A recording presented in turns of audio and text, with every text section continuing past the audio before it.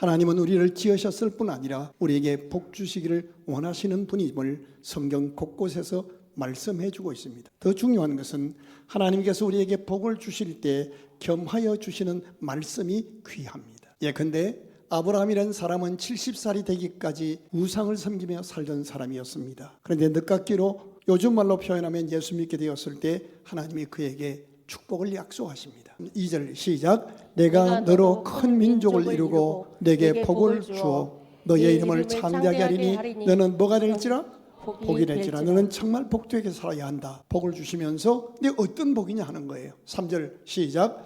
너를 축복하는 자에게는 내가 복을 내리고 너를 저주하는 자에게는 내가 저주하리니 땅의 모든 족속이 너로 말미암아 복을 얻을 것이니라 하신지라. 이 말이 무슨 의미예요? 하나님이 주시는 복은 복받은 나만 먹고 떨어지는 복이 아니라 내가 복을 받은 그것 때문에, 나 때문에 가족이, 이웃이, 나라가 복을 받고 너 때문에 다른 민족, 모든 민족이 복을 받게 될 것이라 라고 말씀해 주신다는 사실이에요. 어떤 과목에 복을 주시고 누리게 하시고 누릴 뿐 아니라 그 복이 흘러서 이웃들에게 나누어지는 것을 원하셔서 우리 각 사람에게 각기 다른 복을 주신다는 사실입니다. 세상이 타락했다 말하지만 이만큼 유지되는 것은 곳곳에 아직도 숨겨진 믿음의 사람, 자신을 드러내지 않는 참 멋지고 향기롭게 살아가는 사랑의 사람들이 있기 때문이라고 저는 믿습니다. 하나님께서 하늘 문을 닫아버릴 만큼 타락했던 구약의 아합 왕 시대에도 세상에 입맞추지 아니한, 세상에 무릎 꿇지 아니한 7,000명의 사람들이 그 도성에 살아있다라고 말씀하신 것을 우리는 기억합니다. 광주 40만 시민 가운데 적어도 우리 복된 이웃교회 성도들이 그렇게 하나님이 받으실 만한 섬김과 사랑의 사람으로 존재하는 은혜가 있을 줄로 저는 믿습니다. 하나님께서 우리 인간에게 복을 주실 때에 하나님이 주시는 복은 크게 두 가지로 분류됩니다. 하나는 손으로 수고하여 열매를 거두는 복입니다. 내가 심었습니다. 열심으로 김을 메었습니다. 그리고 가을이 되어서 추수를 하는 것. 그런데 내가 한 줄 알았는데 하나님이 햇볕을 주셨고 공기를 주셨고 바람을 주셨고 적당한 때에 적당한 온도와 모든 것을 주셨습니다. 내가 만들지 않은 비료를 다른 사람이 만들었고요. 내가 만들지 않은 농기구를 누군가가 만들었습니다. 내가 열매를 거두었는데 돌아보니 하나님의 은혜였고 수많은 이웃들의 사랑의 수고가 있었기 때문에 내가 그 복을 누리는 겁니다. 손으로 수고하고 기한이 되어 열매를 거두어 누리는 복, 이 복이 하나 있습니다. 우리가 아무리 노력해서 열매를 거두어도 기한 전에 떨어지지 않고 열매를 수확하는 것, 품목은 달라도 우리가 손으로 수고하여 얻은 열매를 거두는 것은 하나님의 복입니다. 근데 또 한 가지 복을 하나님이 말씀하셔요. 내가 하지 않았는데 하나님이 하늘을 열고 부어주시는 복이 있다는 거예요. 그래서 이건 하나님이 나를 위해서 하셨구나라고 할 수밖에 없는 부어주시는 복을 성경에서는 약속하셔요. 손으로 수고한 복과 부어주시는 복, 살다 보면 우리가 예측하지 못하는 부어주시는 하나님의 복이 있습니다. 그런데 하나님은 손으로 수고하여 거두는 복이든지 부어주시는 복이든지 때를 정하여 온전한 때에 안겨주시는데, 하나님께서 이 때를 정한 것을 절기라고 말하는 거예요. 그 하나님이 예비하신 은혜와 복을 안겨주시는 절기 가운데 가장 기본 절기가 우리가 말하는 주일이에요. 안식일이에요. 세상에 열심히 사느라고 땅만 보고 살았어요. 그런데 하나님 앞에 와서 모든 것을 내려놓고 하나님을 바라보며 내 정체감, 내가 살아야 할 존재 가치, 나의 삶의 방향을 다시 하나님의 말씀의 거울에 비추어서 점검해 보니 내 삶이 너무 감사한 일이 많고 또 열심히 살았지만 수정 보완해야 할 모습들이 보이는 거예요. 그래서 절기를 통해서 하나님 앞에 오면 이미 받은 은혜도 점검하게 하고 앞으로 예비된 복이 무엇인지도 깨달아 알게 하고 주신 복을 가지고 어떻게 나누며 살아야 할지 우리의 삶의 사명과 미션들도 새롭게 해주셔서 우리의 삶이 품격 있는 세상의 빛으로 살 수 있도록 은혜와 복을 주시는 거예요. 그것이 주일이에요. 그리고 1년에 몇 차례 하나님이 정해주신 특별한 절기가 있어요. 그 절기 가운데 오늘 우리는 맥주 감사절에 첫 열매를 거두어서 하나님 앞에 드리면서 어떻게 살아야 할지를 가르치는 거예요. 질문이 있습니다. 맥주 감사절이 무슨 날이며 그 성경의 근거는 무엇이고 21세기를 살아가는 우리들에게 맥주 감사절이 주는 영적 의미는 무엇이며 어떻게 우리 삶에 적용해서 지킬 때 하나님이 기뻐하시고 복 주시는 절기가 될까요? 같은 돈인데 하나님 앞에 나와서 예배를 드리고 드리는데도 오히려 그것이 하나님을 멸시해서 매맞는 행위가 될 수 있음을 여러분 아시나요? 말라기서 1장 6절부터 보십시다. 같이 읽겠습니다. 시작. 내 이름을 멸시하는 제사장, 이게 평신도가 아니에요. 목사, 장로, 권사 이런 제사장들이에요. 제사장들아, 나 만군의 여호와가 너에게 이르기를 아들은 그 아버지를 종은 그 주인을 공경하나니 내가 아버지일진데 나를 공경함이 어디 있느냐? 내가 주인일진데 나를 두려움이 어디 있느냐? 하나 너희는 이르기를 우리가 어떻게 주의 이름을 멸시하였나까 하는도다. 지금 예배 드리는데 와서 자기 딴엔 드리는데 하나님을 멸시하고 있다고 하나님 말씀하셔요. 읽어봐요. 시작. 너희가 더러운 떡을 나의 제단에 드리고도 말하기를 우리가 어떻게 주를 더럽게 하였나이까 하는도다. 이는 너희가 여호와의 식탁은 경멸이 여길 것임이라 말하기 때문이라. 그 다음 절 읽어봐요. 시작.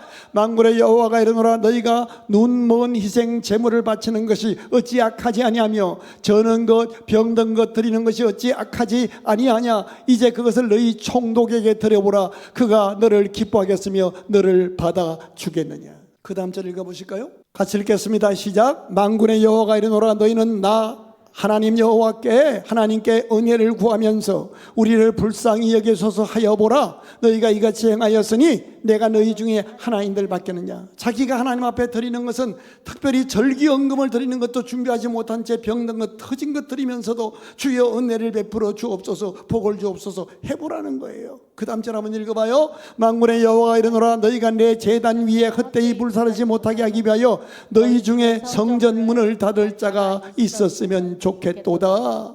내가 너희를 기뻐하지 아니하며 너희가 손으로 드리는 것을 받지도 아니하리라. 차라리 성전 문 닫았으면 좋겠다는 거예요. 그 다음 절 읽어보실까요? 그런데 해답이 있어요. 11절에 시작. 만군의 여호와가 이르노라 해 뜨는 곳에서부터 해 지는 곳까지의 이방 민족 중에서 내 이름이 크게 될 것이라. 각처에서 내 이름을 위하여 분향하며 깨끗한 제물을 드리리니 이는 내 이름이 항상 이방 민족 중에서 크게 될 것이라. 무슨 말인지 아세요? 이런 사람만 있는 건 아니라는 거예요. 어느 교회나 하나님이 받으실 만한 깨끗한 예물을 드려서 하나님을 기쁘시게 하고 이웃을 복되게 하는, 드리면서 복받는 사람도 있다는 거예요. 여러분, 정말 여러분은 하나님 앞에 신앙생활 하시면서 예물을 드리면서 더 온전한 복을 받는 거룩한 절기로 드리는지, 드리고도 하나님을 멸시하고 맺맞는, 나중에 말라기 2장에 읽어가서 보면 너의 절기의 똥을 너의 얼굴에 발라 똥과 함께 제하여 버리리라. 자기 쓸 거 다 쓰고 배설한 것 정도 가지고 하나님 앞에 드려서 하나님이 그거를 똥과 함께 제하여 버리겠다는 거예요. 그래, 돈 얘기하는 줄 알아. 지금 돈 얘기하는 게 아니에요. 자, 말라기서 3장 10절 한번 읽어봐요. 시작. 만군의 여호와가 이르노라 너희의 온전한 11조를 창고에 들여 나의 집에 양식 있게 하고 그것으로 나를 시험하여 내가 하늘을 문을 열고 너희에게 복을 쌓을 것이 없도록 붙지 아니하나 보라. 저를 주목하세요. 여기 중요한 단어가 뭐예요? 많은 11조가 아니에요. 하나님은 액수를 얘기하는 게 아니에요. 온전한 11조를 말씀하는 거예요. 11조가 뭐예요? 내 생명의 주인은 하나님이십니다. 내가 일하여 얻게 된 소득의 원천 역시 철이 없을 때는 내가 본 줄 알았는데, 첫째는 하나님의 은혜요, 둘째는 부모님의 은혜요, 셋째는 이 사회 동시대에 살아가는 사람들의 존재 때문에 내가 재물을 얻을 기회가 주어졌고 재물을 얻었으니 이 모든 것이 내 것이 아니라 하나님이 내게 맡겨주신 물질임을 고백하는 거예요. 그리고 그렇게 얻어진 물질 가지고 하나님을 영화롭게 하고 이웃과 가족들을 복되게 하여 하나님이 기뻐하는 삶을 살겠습니다 라는 고백과 사랑의 표현이 11조라는 거예요. 여러분 가운데 아직 못하는 분 계시죠? 기죽지 마세요. 신명기 8장 17절 18절 같이 읽겠습니다. 시작. 그러나 네가 마음에 이르기를 내 능력과 내 손의 힘으로 내가 이 재물을 얻었다 말할 것이다. 예수 제대로 믿기 전에 다 그러는 거예요. 자기가 뭔 줄 알아요. 근데 18절 읽어봐요. 네 하나님 여호와를 기억하라. 그가 내게 재물 얻을 능력을 주셨음이라. 저를 주목하세요. 11조 못 내고 있어요. 그거 정죄하지 마세요. 때가 되고 믿음이 자라나면, 철이 들면 물질은 하나님이 주셔야 하는 것이나 하는 것을 알게 되고, 그렇게 사업해서 번 돈 가지고 내 마음대로 쾌락하고 사는 것이 아니라 정말 이웃을 복되게 하는 소중한 보훈임을 알게 되는 거예요. 그렇게 되면 하나님이 재물 얻을 능을 내게 주셨다고 할 때 내 것이 아니라 하나님이 내게 맡겨주신 것으로 고백되면 11조가 아깝지 않아요. 하나님은 액수를 말하는 게 아니라 했죠. 한번 보실래요? 예수님께서 어디에 앉아서? 하도 많이 강된 뒤에 계시든가 헌금대 앞에 앉아 계셔. 여러분 헌금 남을 때 아무도 안 본 줄 알았지? 예수님께서 헌금감을 대하여 앉아서 무리가 어떻게 헌금하는가를 돈 넣는가를 보실세. 여러 부자들이 많이 넣는 거예요. 막 봉투. 그런데 한 가난한 과부는 와서 동전 2립을 넣는 거예요. 한 고드란트를 넣는지라. 2랩돈 동전 하나. 땅가나가 소리 나니 얼마나 부끄러우겠어. 그런데 읽어요. 시작. 예수께서 제자들을 불러다가 이르시되 내가 진실로 너희에게 이르노니 이 가난한 과부는 헌금함에 넣는 모든 사람보다 많이 넣었다. 자, 저를 주목하세요. 됐습니다. 부자들이 떵떵거리며 냈어요. 수표 냈어요. 그런데 과부가 냈던 동전 한 입을 제일 많이 냈다는 거예요. 같은 날 많은 헌금하고 으쓱대던 부자들은 하나님을 멸시했어요. 그런데 동전 한 입 넣고 하나님의 기쁨이 돼요. 2024년 맥주감사절 오늘 여러분은 맥주감사 헌금을 어떻게 준비하고 얼마를 준비하고 어떻게 드리시나요? 오늘 말씀을 들으시면서 내가 하나님 앞에 부끄럽다 하면 깊이 회개하십시오. 그리고 오늘 설교 제목이 맥주감사절에 드리는 나의 결단입니다. 결단하십시오. 저는 이 맥주감사절에 감사자가 아니라 하나님께서 우리에게 주신 축복들을 어떻게 우리가 감사하며 사는 것을 이 본문을 근거해서 점검하면서 우리의 인생의 후반전이 성경이 말씀하는 물질관에 대해서 정확히 정리해서 평생을 물질로 하나님을 체험할 뿐 아니라 하나님을 기쁘게 하고 복받는, 그래서 우리 자녀들에게 물질의 복을 받은 모델로 아름다운 틀을 물려주는 우리 부모가 되기를 주의 이름으로 축원합니다. 여러분은 물질에 대하여 어떤 생각을 가지고 계셔요? 특별히 예수 믿는 그리스도인으로서 물질관을 바르게 정돈하는 것은 대단히 중요한 일인데 사실 현실적으로 교회에서 이 물질 문제를 자세하고 바르게 가르치는 교육 과정이나 프로그램이 그리 많지 않다는 사실이에요. 자칫하면 물질 문제를 교육하려고 하면 선입관을 가지고 헌금을 강조하는 것으로 오해를 해서 아예 마음을 듣기도 전에 닫아거는 경우가 너무 많이 있어서 그런 거예요. 그러나 이 문제는 정말 최소 1년에 한두 차례씩은 정확히 짚어야 돼요. 오늘 우리가 펴놓고 읽은 본문은 사도 바울이 그의 믿음의 아들이자 신앙의 사역의 후계자인 디모데에게 보내는 목회 서신으로 간단하면서도 명확한 물질 문제를 정리해주고 있습니다. 자, 이제 본문 디모데전서 6장 17절을 같이 읽겠습니다. 시작. 네가 이 세대에서 부한 자들을 명하여 마음을 높이지 말고 정함이 없는 재물에 소망을 두지 말고 오직 우리에게 모든 것을 후히 주사 누리게 하시는 하나님께 두라. 자, 여기서 맨 먼저 나온 게 뭐예요? 네가 이 세상 이 시대에 목회하면서 부하려 하는 자, 돈 벌기로 하는 자, 부한 자들에 대해서 네가 해야 할 말이 있다. 그런 사람을 대해서 마음을 높이지 말고 정함이 없는 재물에 소망을 두지 말고, 여러분 경제활동을 활발하게 해서 많은 수익을 창출해서 부유하게 되는 것을 성경은 절대로 터부시하거나 문제 삼지 않습니다. 다만 인간의 죄성이 어떤 건가를 지금 가르쳐주고 있는 거예요.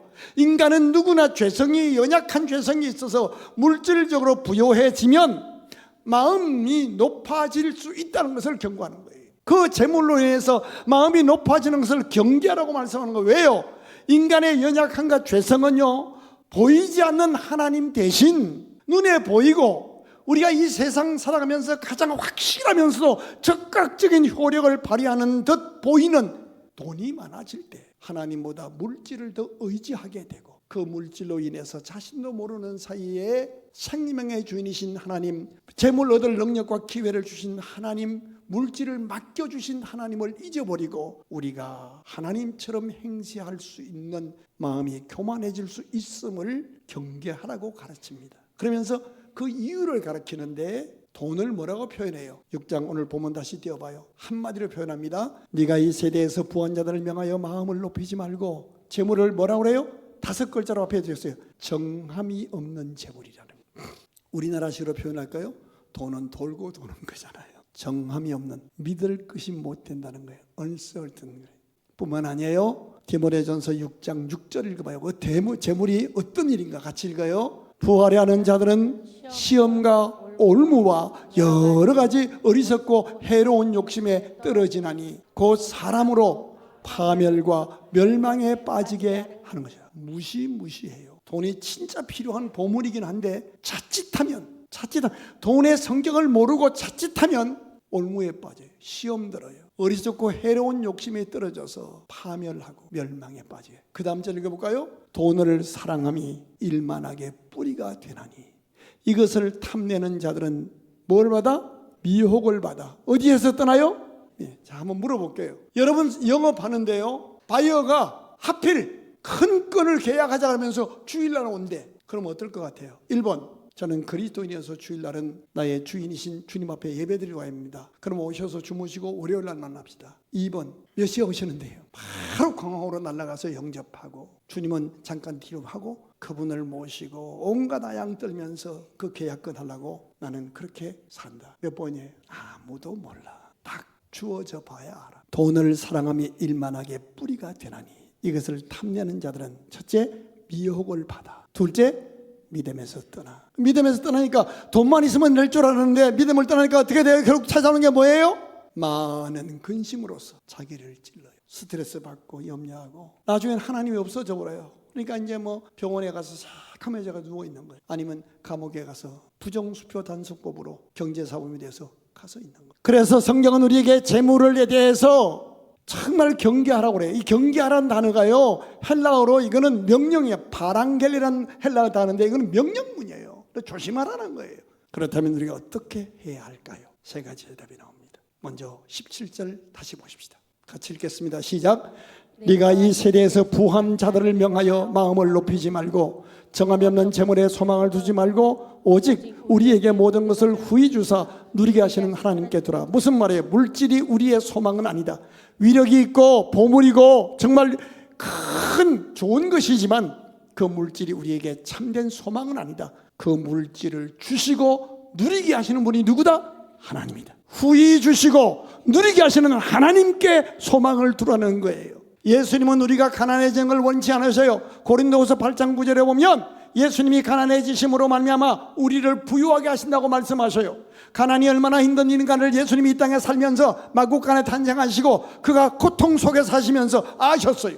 과거 기독교 역사에서 돈이나 물질을 죄악시하고 청변한 산만이 경건한 표사인 것처럼 주장하던 금욕주의가 있었습니다. 그러나 그 금욕주의 파들의 주장은 성경적이지 않습니다. 오히려 성경은 다르게 가르칩니다. 18절에서 해답이 있습니다. 선을 행하고 선한 사업을 많이 하고 나누어 주기를 좋아하며 너그러운 자가 되라. 물질에서 나타나야 할 네 가지가, 우리 기독교인이 물질을 가지고 얼마든 간에 물질이 주어졌을 때 그 물질을 가지고 행하며 살아야 할 네 가지라는 거예요. 첫째 뭐예요? 선을 행하는 거예요. 둘째 뭐 하는 거예요? 선한 사업을 많이 하는 거예요. 셋째 뭐 하는 거예요? 나눠주는 거예요. 넷째 뭐 하는 거예요?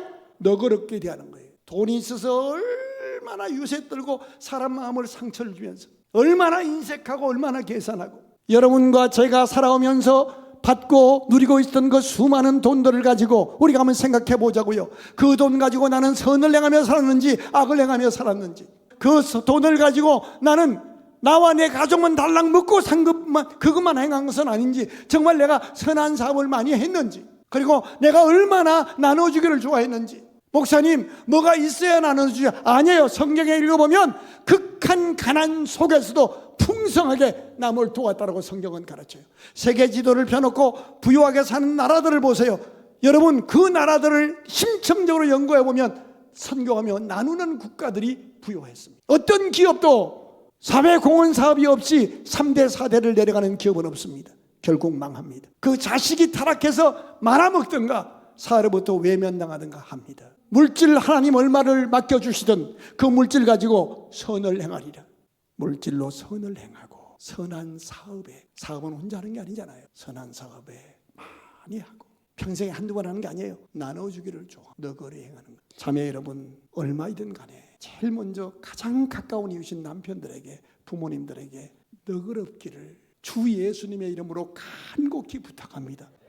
아버지, 여신들은 대답 안 하고 남자들만 지금 웃을 얘기가 아니야. 이게 복받을 일이라는 거예요. 따라합시다. 재물은 선한 도구로 사용되어야 합니다. 물질 그 자체는 선하거나 악한 것이 아니고 중립적 가치이지만 물질을 악한 목적으로 사용하면 악한 것이 되고 선한 목적으로 사용하면 선한 것이 된다는 거예요.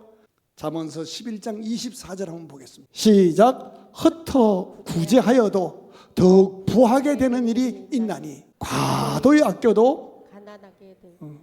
흩어 구제하여도 더욱 부하게 되는 일이 있나니 과도히 아껴도 가난하게 될 뿐이라. 갈로하고 아목의 집사 이렇게 써놔요. 구제를 좋아하는 자는 뭐 하여질 것이요? 풍족하여질 것이요. 남을 윤택하게 하는 자는 자기도 윤택하여 지리라.